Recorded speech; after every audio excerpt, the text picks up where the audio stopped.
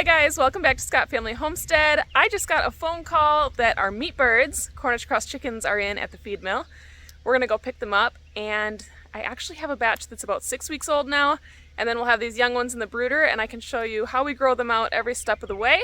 We are located in northern Wisconsin, so we order our birds from Sunnyside Hatchery. They're located right here in Wisconsin, so the shipping stress is much less. We really have had good luck with that. And then we order them directly to our feed mill instead of having it shipped to our address. That has also helped with the success. Plus there's kind of another person in place that checks everything out, reports any losses, anything like that. And it's the same place we pick up all of our feed. I'm gonna grab some hog feed while we're there today. So let's go. All right, Ryan just went in to go grab the chickens. We're growing these out to 8 weeks. So what we do when our chickens are 6 weeks old, we get a new batch to put into the brooder. And then in a couple weeks, when our original batch goes to the butcher, we've got 2-week-old chickens ready to go into the tractors.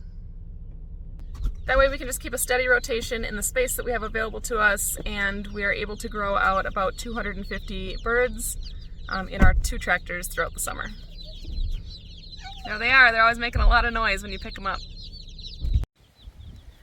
Alright, so when you order chickens through the mail, they come like this in a box with the holes in it. It usually has a sticker on it that says live animals. They can go through kind of a rough time in the postal service. I know that our feed mill switched their delivery services because of that. Just depends on who's delivering your birds and how careful they are. But you open this up and you'll see we've got 60 chickens in here, and they just put them evenly into each space so that they will stay warm. They are incredibly loud.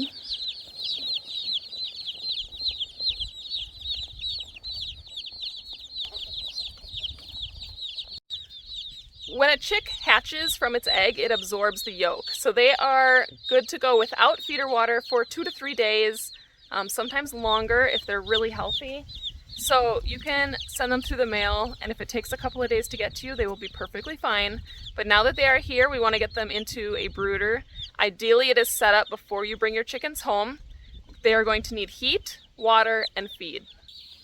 Okay, for heating, you have a couple of options. The most standard is a heat lamp. They do carry a little bit of a fire risk depending on where you are at and how you are using them. If you're gonna go with a heat lamp, definitely make sure it has safety features in it. It either has a catch-up top so that it can't fall into your bedding, or it has a tip sensor on it so that it turns off if it ends up on the ground. We prefer the heat plates. They work really well for us. They are adjustable in height. I've got a lot of bedding in here, so I don't have to put these down too low. I will probably pick the middle.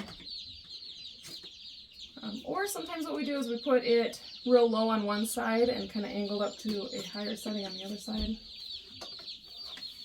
These get plenty warm for the chickens, but you need to make sure that you have enough space between all of your heat plates for all of your chickens to be comfortably, so that they don't crowd each other.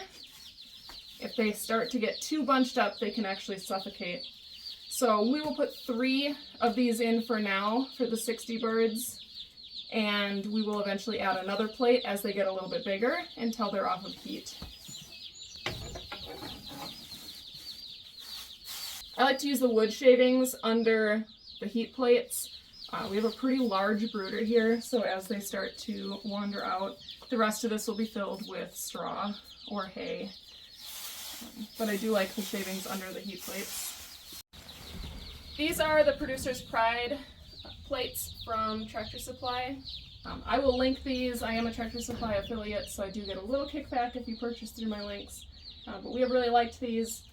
They have 2 settings on them, so we're going to put them on the brooder setting. They do also have a heater option.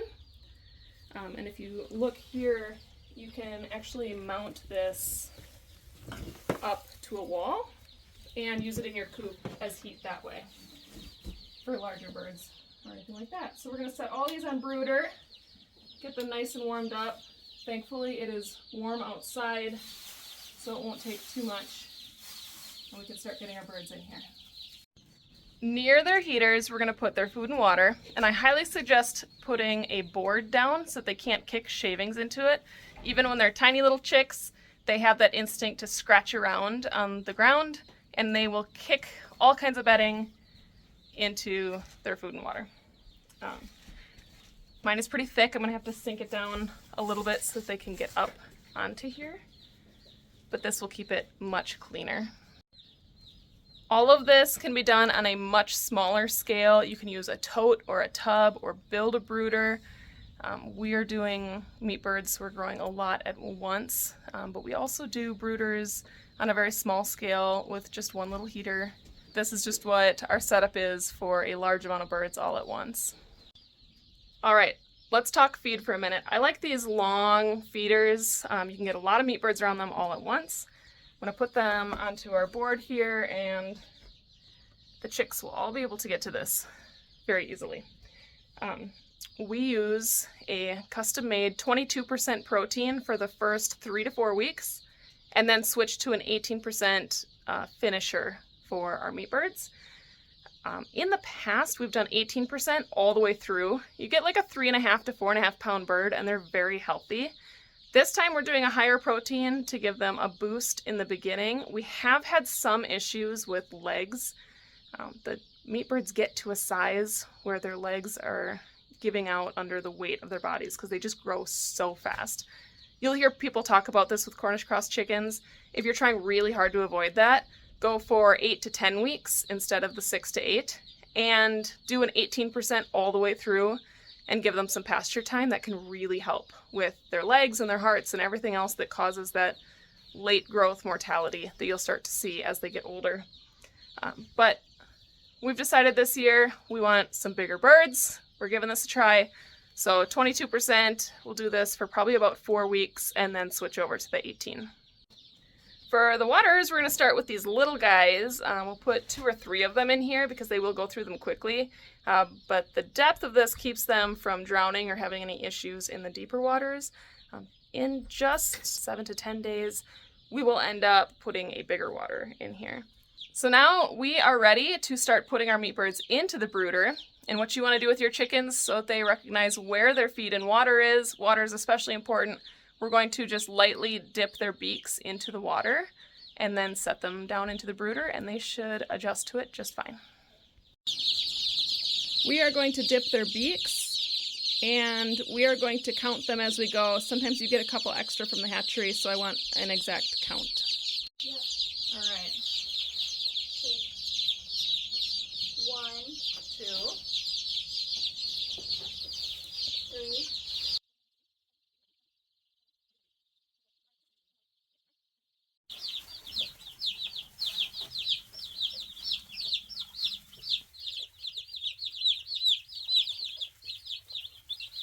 All right, these guys are all set. So let's go ahead and fast forward 6 weeks, and I will go show you our 6-week-old meat birds and the grow out setup we have for them.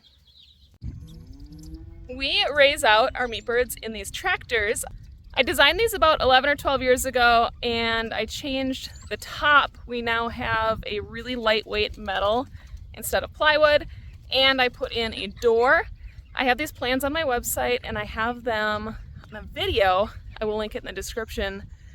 They fit about 25 birds very easily. We move them once a day. We have found a lot of success in growing our meat birds this way. Because I have 2 of them, I can do 50 birds at a time. They are very sturdy, but they are built with lightweight lumber, so we use mostly 1x4s and 2x2s. They do require some adjustment depending on how you're moving these and pulling on them. If you have a tractor or something to move these with, you could use 2x4s instead of 1x4s. My reasoning for using the 1x4s, even if I have to repair it every so often, is that I can move this very easily myself.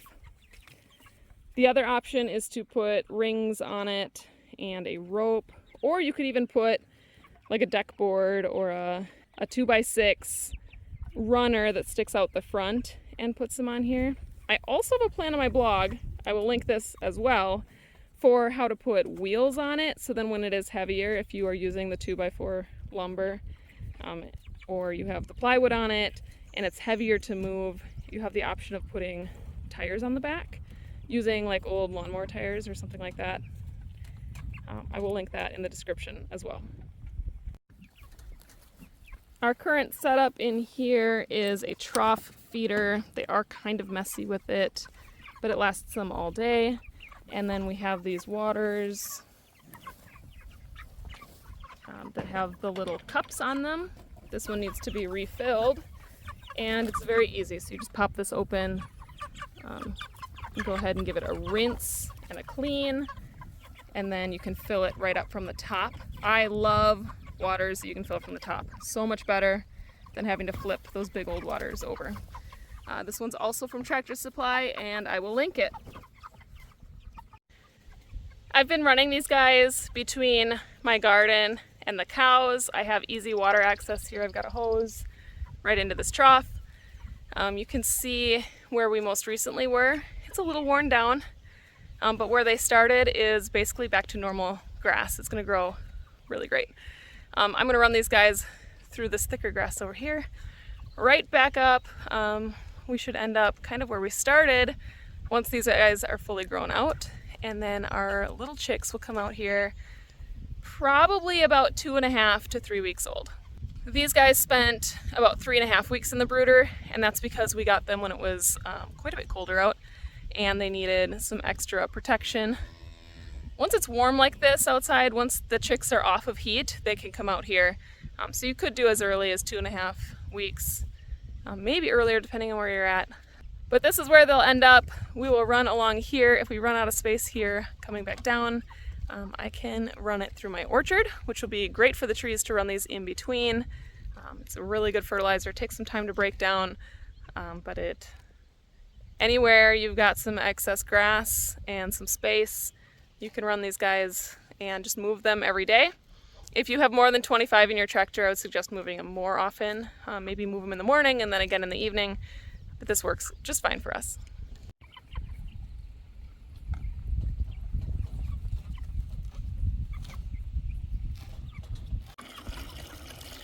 For convenience, I usually feed them on this side that opens up, that's open over top. If I know it's going to rain, I will tuck their food underneath the covered portion. It's just a little bit harder to pull it out the next day when I'm ready to move the tractors. We raise out male Cornish cross. It's not a huge price difference when you purchase them as chicks, and they grow out bigger and faster. These, I would say, probably dress out at this point in time probably 3 to 3.5 pounds, depending on the chicken. Some of them probably bigger. We've got 2 weeks left to go, and then we will be taking them to the butcher. We have in the past butchered on our own. I actually have a video from last year when we did it that shows step-by-step how to do it.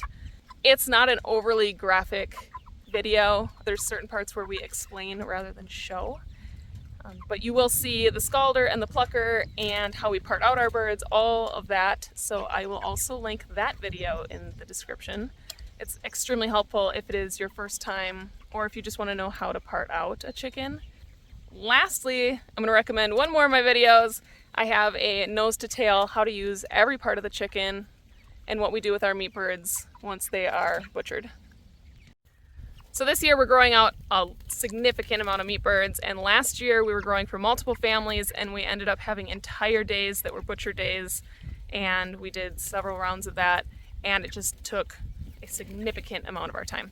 Especially this year with health issues, we're really happy that we have those butcher appointments so we can bring these guys in and get them back fully packaged and frozen for our customers and for our own family.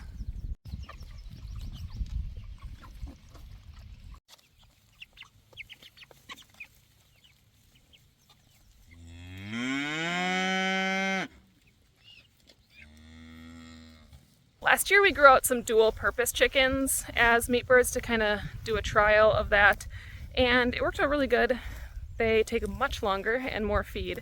They end up being about 4.5 pounds to 5 pounds at 20 weeks-ish.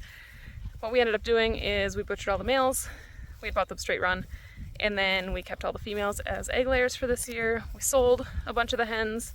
Definitely a good option. Most of our customers want the Cornish cross though. They just have a different distribution of meat on their bodies. They have really big breasts, that's what they're bred for, and so a lot of our customers prefer that. So we're back to the Cornish cross, which I've always liked raising them. They are messy and kind of gross, but they grow out quickly and you're done with them real fast. So it's always a good option. It's what you're gonna see a lot of homesteaders are using as their meat birds. When it comes time to transport your chickens, you can buy chicken transport crates if you don't have a trailer to use, or a kennel would work. But I built these transport crates. They fit about 12 chickens each, depending on their size. If you're doing laying hens, you can fit more, but with the meat birds, we put about 12 in here. So if we do a batch of 25 chickens, we can do 2 of these. I have 2 of these, and when they are side by side, they fit perfectly in the bed of our pickup truck. Unfortunately, I don't have plans for this right now. I built it custom to our truck, and I did not write everything down. We made this because we were in a hurry to get something to transport our chickens in. Now we have a livestock trailer that we can also use, but this is really handy. It's built similar to our chicken tractors. It opens on one end, and you can load them in there.